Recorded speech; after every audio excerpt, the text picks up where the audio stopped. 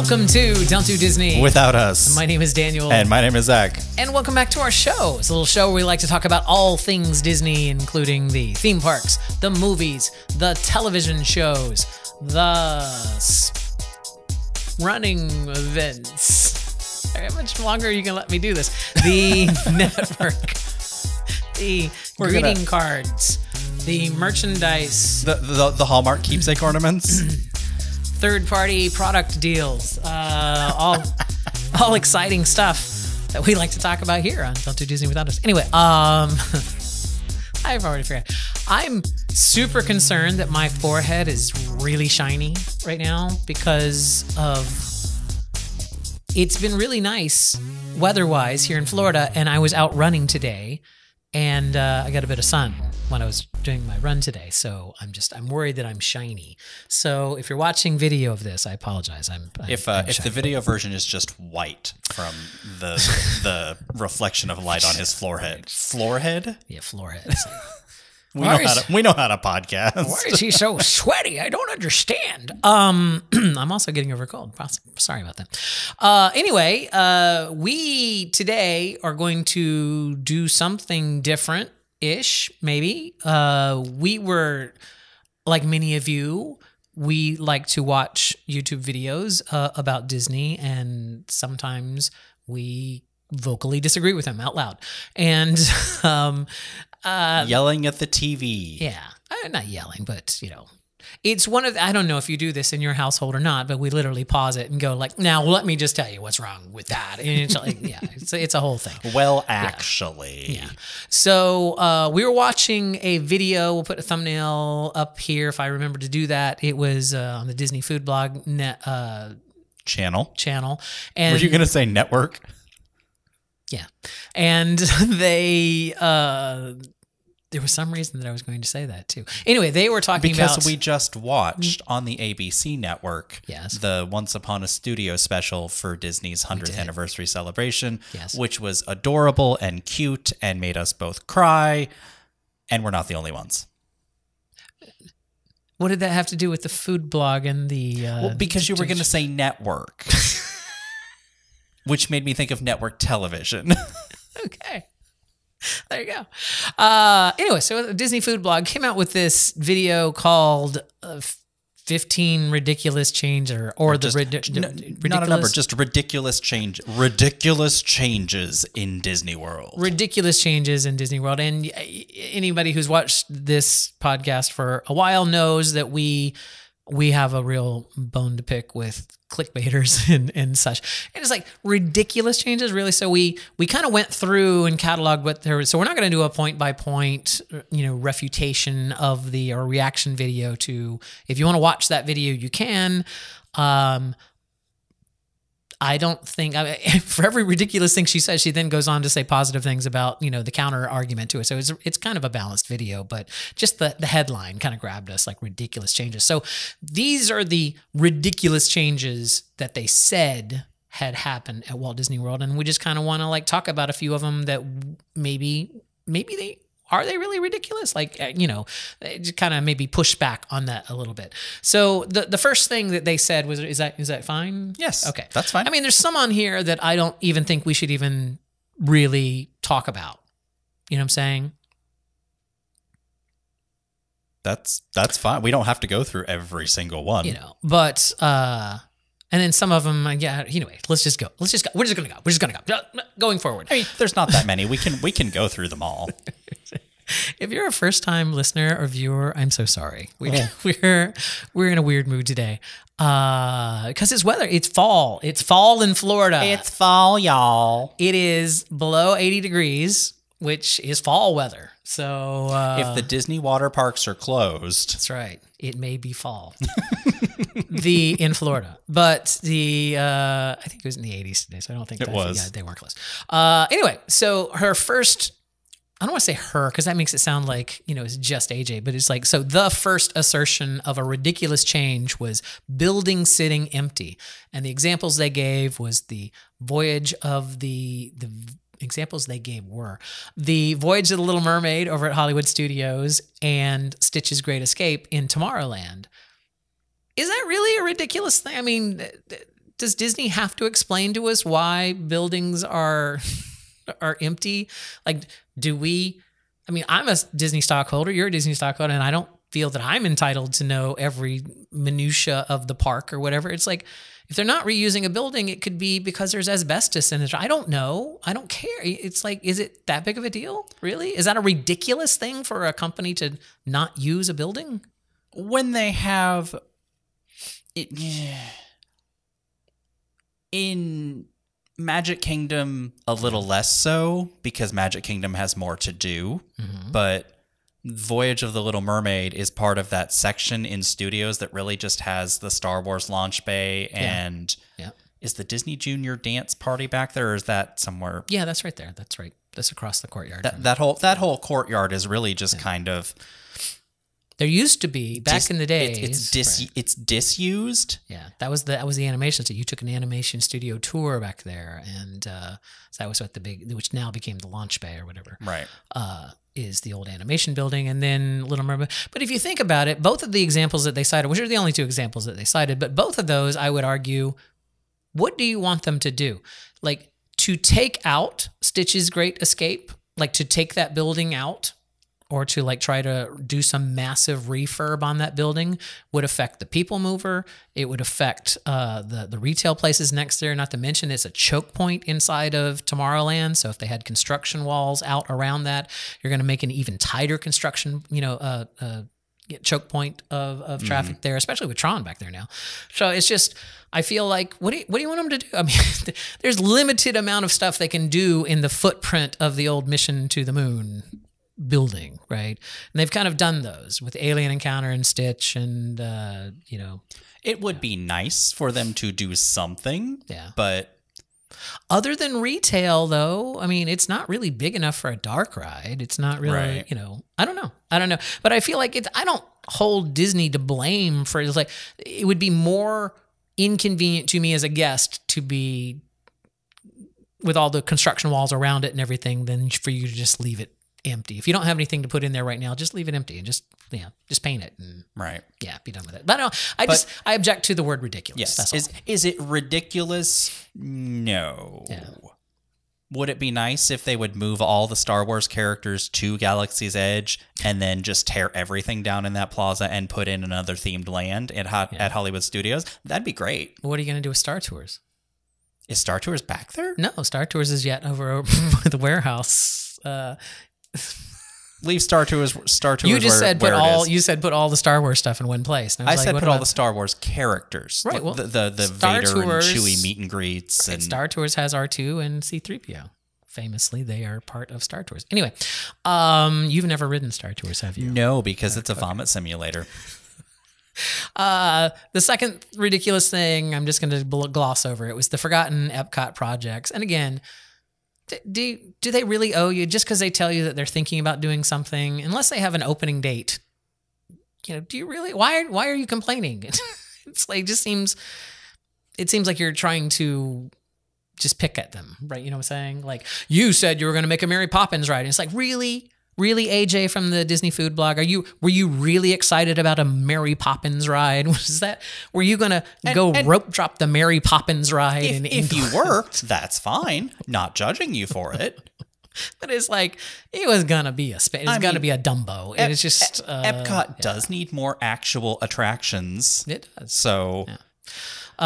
So the Festival Pavilion, yes, that was canceled and is being replaced with the Communicore Hall and Plaza. So it's still a thing. I don't want to say canceled, because it was never a sure thing to start with. It was in the Blue Sky art and concept art or whatever. But then when they announced what they were actually going to do, it wasn't there. It wasn't part of it. So, COVID happened, and they had to scale back. Especially with the Epcot overhaul, I think that's where a very large majority of the COVID-related cuts happened. Yeah. So, but I'm just saying, does Disney really owe you a detailed explanation as to why it took them this long to do something, or what? It's whatever. You're just being difficult. I will agree. I won't call it ridiculous. The Spaceship Earth overhaul needs to happen. That ride needs some serious love. Yeah. Wondrous China has been talked about. They've been talking about that for what, 3 or 4 or 5 years? Yeah. What the hell is taking so long? Is it still even coming? I feel there's politics involved with that because of China. I don't know. What other reason would there be? All right. Her next ridiculous change at Walt Disney World were park hopping rules. But as we saw, new announcement, 2 or 3 days ago, hey, that's changing next year. That's changing next year. So, all right, let's skip over that one. Scrapping free airport transportation. This is the Magical Express, which I know a lot of people complain about the Magical Express, but the thing that annoys me and I would push back on is when they say the free Magical Express. It was never free. Disney was paying for it, right? But it was never free. The Mears did not provide that service for free. They had a contract with Disney. Disney paid Mears, and so it was, as part of your hotel rates, right? It was baked into your hotel rate. Baked into your hotel rates and stuff. I suspect, I cannot prove, this is mere conjecture on my part, I suspect Mears, when they were renewing their contract with Disney, wanted too much money and wouldn't budge, and Disney said, fine, we just won't do it. You can do it on your own. Like, if you want to charge more, then you can do it on your own. And, that makes sense, right? Mears owned the bus. It was still Mears that did everything. Because Mears has essentially a monopoly on transportation at MCO. Yeah, that's the thing. You can't start up a bus company tomorrow and go and park at that terminal, right? That is, there's a contract between Mears and the airport for them to have that space there. So yeah, it's kind of, I don't know. I just feel it's the Magical Express is gone. Okay, I'm sorry. I'm sorry that it was important to a lot of people, and I'm sorry that it was gone. But that's the reality of it. And to continue to complain about it at this point in time, it's put it this way: it's not coming back. You're going to have to get over it. I'm sorry. and if that's the straw too far. If that's the straw that breaks your back, what am I looking for? The straw that breaks the camel's back. If that's the step too far, or if that's the one thing too far, and you're like, never mind, without this, Disney's just not worth it. Well, then just accept that Disney's not worth it for you. You know what I'm saying? Because they're not going to change that. So anyway, I'm sorry. Suddenly, I feel like I'm being cranky tonight. The other thing that really hot button thing that they like to talk about is ditching the free FastPasses.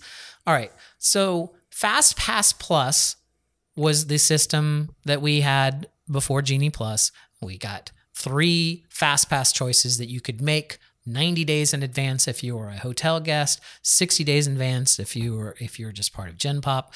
And I still, to this day, maintain that the people who really love FastPass Plus were the people that knew how to use it, the people that 60 days out had made their reservations, or people that knew how to refresh on the day of in order to find different things. But as I was reminded last night when we went to dinner with my brother and sister-in-law, who were also big Disney fans, and we mentioned something about, Beyond Thunder Mountain or whatever, and they had no idea what we were talking about. So think about that when you think about the FastPass system was so great. It was so great because you knew how to use it. But there were thousands, tens of thousands of Disney people that showed up, paying for these vacations that didn't know how to use it. And, oh, by the way, you should have known that 60 days ago, right? So the FastPass system was horrible. It was horrible. It was great for people who could use it, and it was miserable for everybody else. At least Genie Plus gives you that day of, you're on the same level playing field with everybody else. I think it's a better system. Yes, it now costs money, but show me another theme park in the United States that has a skip the line feature that does not cost money. It's like Disney had to start charging because everyone else was charging for it. And they're still the cheapest. Go to Universal and pay for Express Pass on a crowded summer day, and then talk to me about Genie Plus. So anyway, I feel like a lot of the Disney food blogs, big stirring the pot about how horrible it was that they took away FastPass is they want you to buy their PDF on how to use Genie Plus, because that was gratuitously thrown into that section there. But if you use code YouTube, you get a discount. The next ridiculous. Remember, we're not saying these aren't bad things. We're just saying that they're not ridiculous. They're not ridiculous, and we don't necessarily agree. Yeah, nor are they new, really. The rideshare drop-off, they moved it at Epcot, and they're wondering why. I can tell you why, because if you have an electric car, there's 4 spaces that you can charge your car at Epcot, and that was also the ride pickup area for Uber. So you couldn't get your car out. It's like once you couldn't leave your spot because there was a line of Ubers behind you to try to get out. Epcot is now Hotel California. Once you get in, you can never leave unless you walk out the back gate or take the Skyliner. Yeah, it was also the back gate. But yeah, they moved it further away at Epcot, but they brought trams back at Epcot, and the trams go there. So that's not ridiculous. It's just making things better. Desserts going downhill, do we know? I mean, that's highly subjective. And to be fair, during her voiceover, AJ pointed out that this particular ridiculous change was a very personal one because the cake on the peanut butter or the cake on the carrot cake cookie at Trolley Car Cafe is too cakey. There's not enough frosting, and the peanut butter pie at Contempo Cafe is gone, and the thing they replaced it with doesn't have enough peanut butter. If you're gonna be a big Disney YouTube channel and you're gonna make a video about ridiculous changes across the park, yes, it's fine to say that snacks and food change. Yeah. But 2 specific items is not a ridiculous change. And who knows why? It could be because they weren't selling well and they're rotating their inventory. Yeah, there's all kind of reasons. I mean, they're not ridiculous. They're just, those are business decisions that they make.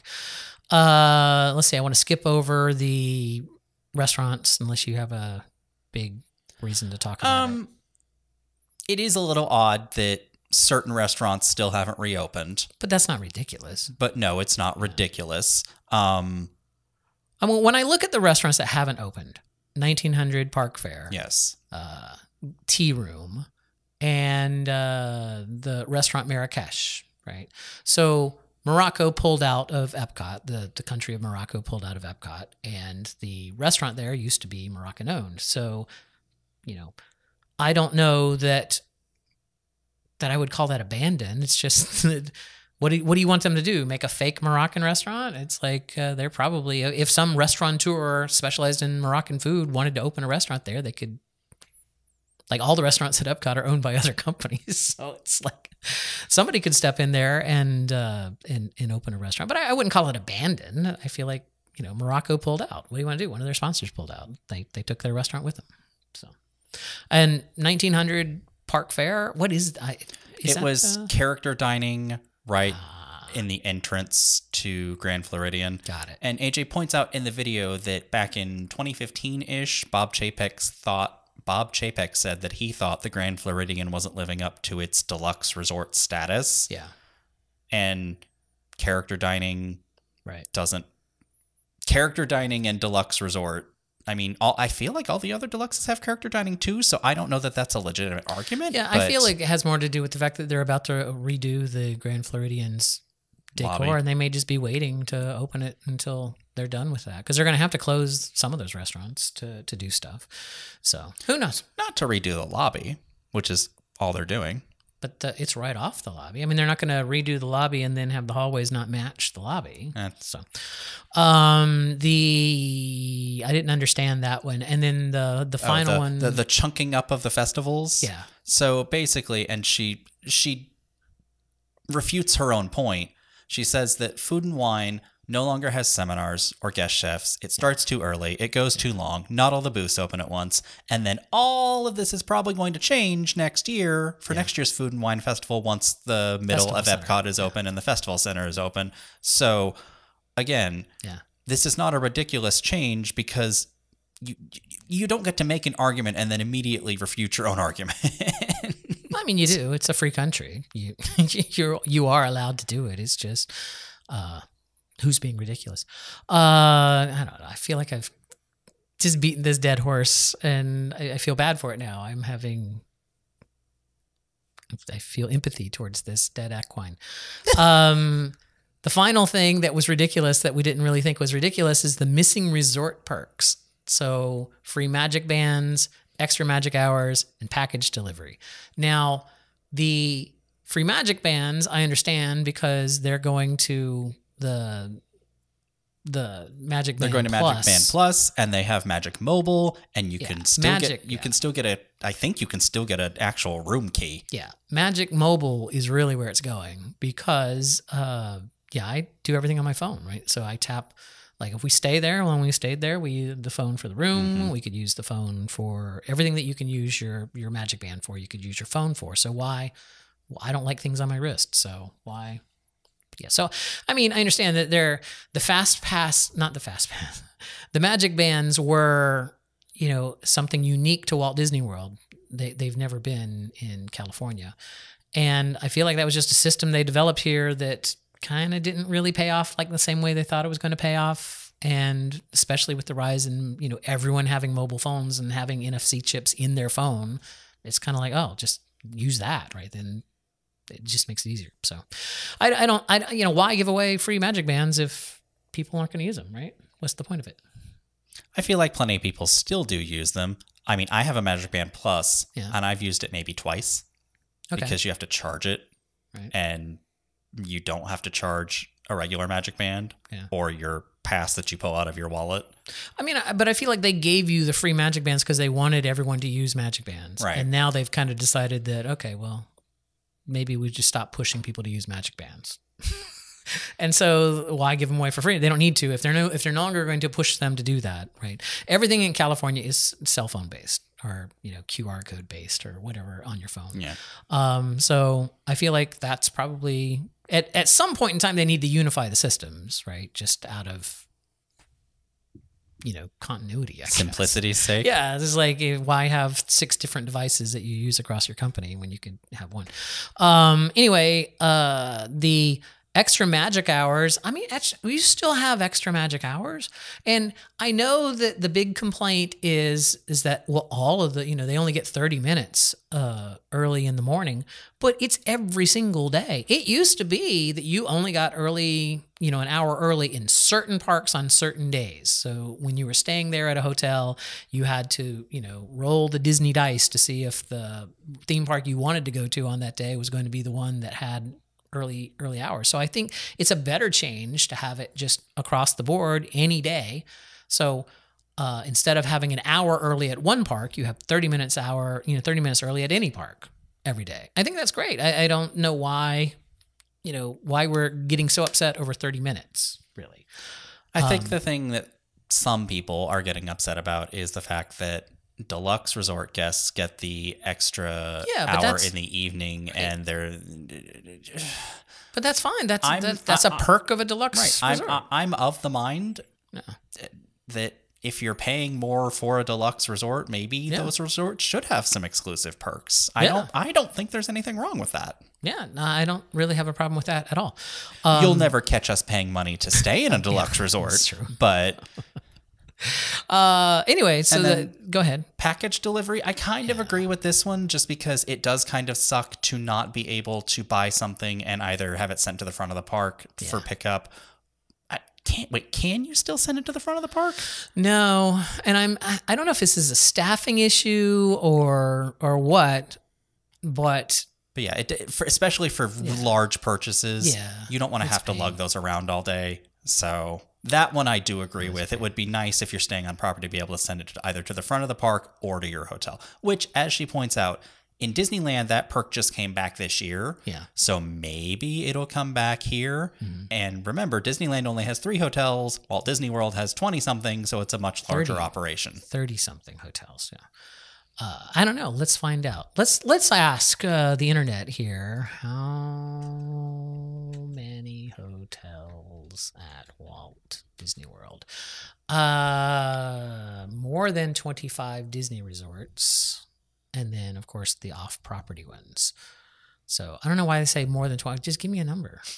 No, they're going to make you count them yourself. More than 25. So anyway, and that's counting things like the DVC wings of Contemporary and whatnot as separate resorts. They are. They have separate buses. They have separate. It's like if you're going to send packages, they're going to have to go to the different lobbies and stuff. Yeah. All right. So I think that's it. I started off by saying that we weren't going to point by point refute the Disney Food Blog, and then we video, point by point and then refuted. we point by point refuted a video that you may or may not have seen. If you wanted to see it, check it out. We'll link it in the description down below. Yes, because Zach does the description. So yes, we will link it in the description down below because I do the video editing. He does the description stuff. So I like that. That's what we're doing. Okay, let's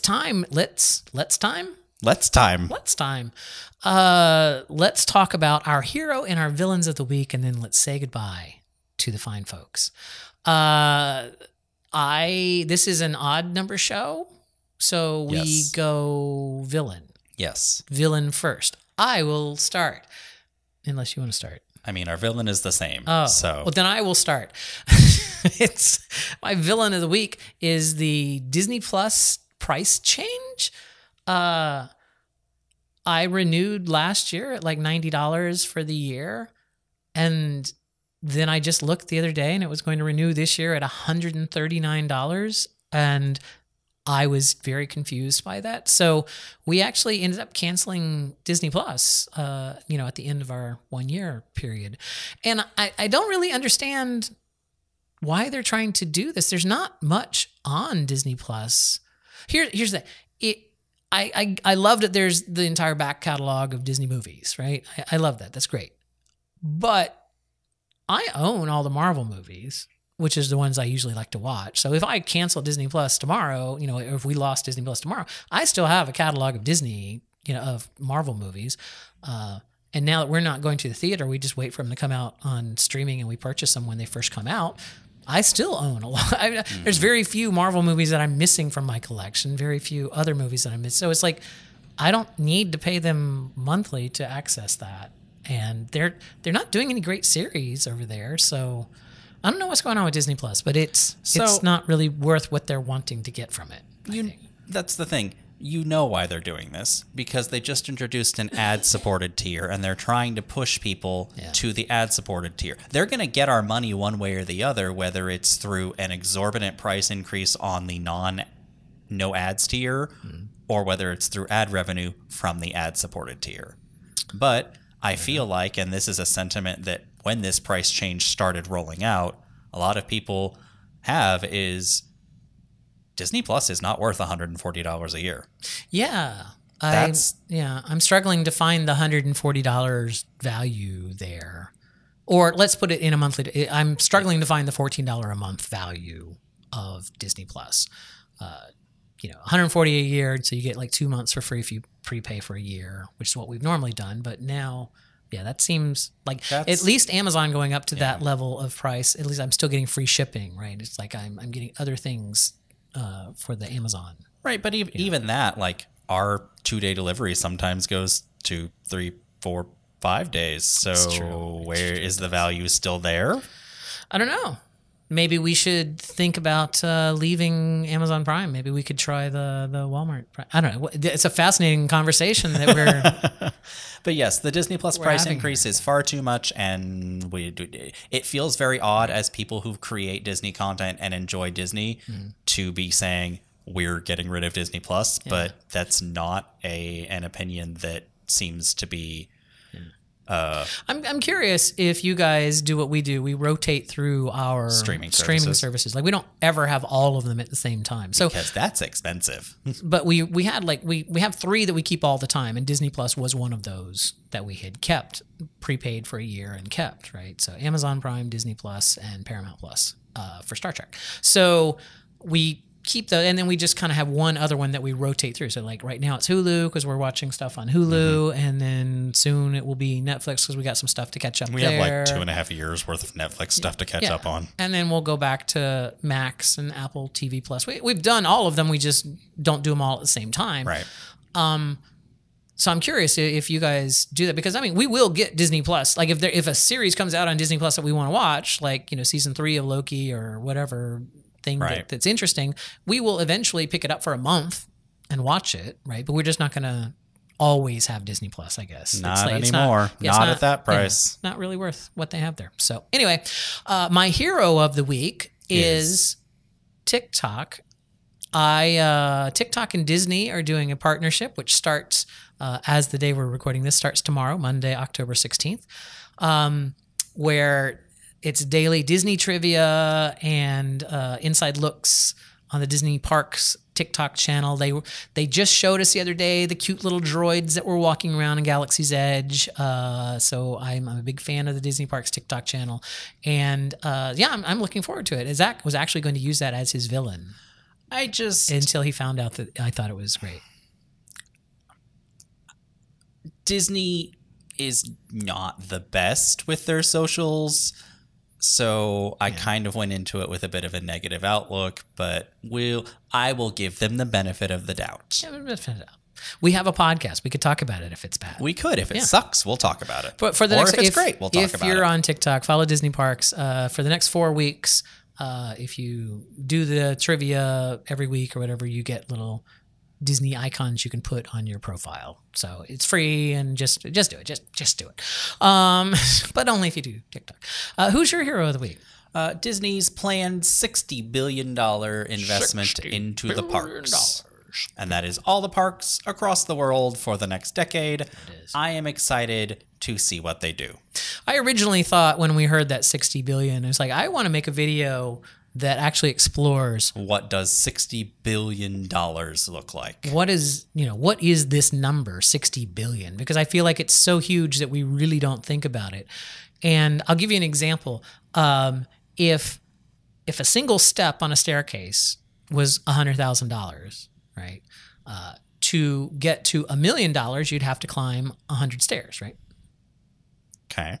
No, 10 squared. You'd have to sign. You see, math is hard. Math is hard. To get to $1 million, you'd have to climb 10 stairs, right? So 10 steps. You can visualize it in your mind. I'm standing on stair number 1. This represents $100,000. If I walk up, 10 to the 10th stair, that's $1 million, right? That's what that relationship is. To get to $1 million, you then have to walk up another 1,000 stairs past. You mean $1 billion? Oh, I'm sorry. To get to $1 billion, you're going to have to walk another 1,000 stairs past that million, right? It's like or is it the math is hazy, but it's a long way. It's really like big. So maybe in the future we'll do that video of comparing just what $60 billion could buy you, right? The Star Wars hotel cost $400 million. So you could conceivably how many galactic star cruisers could you build? You could build 120 Star Cruiser hotels, right? With $60 billion and have some money left over. So and they'd still all fail, unfortunately. All right. I think that does it. And all that is left for me to do is to tell you how you would get a hold of us. You can do it. Our email address is don'tdodisney@gmail.com. You can find information for all of the socials down below in the doobly-doo. We're on we are on TikTok. We're on TikTok. We're on Threads. We're on Blue Sky. We're on X, formerly Twitter. We're on Facebook. We're on Instagram. We're everywhere. We're everywhere you want to be. We're MasterCard? Yeah. And so you can get a hold of us that way. Or is that Visa? No, that was MasterCard. You had it right. You had it right. It was, would have been perfect. You just kept going, but you doubted yourself there at the end. I did. Yeah. All right. So I already forgot what I was going to say. What I want to say is if you are listening to the audio version of this podcast, we have a video version of this podcast, so you can see me being flustered instead of just hearing me being flustered. You can find that on our YouTube channel, WDW Aristocrafts, or on Spotify if you choose to watch videos on Spotify. Otherwise, if you're watching our video version and you were like, hey, not much is happening in the video, I'd rather listen to it on audio, you can do that. We have an audio version that's anywhere that fine podcasts are served. Were you going to say sold? Served. I was going to say saved, but it seemed right. Anyway, now, do you have anything to add? I do not. Okay, now I can say that the only thing left for me to do is to say to you, nay, beg for you to please, please, please don't do Disney without us.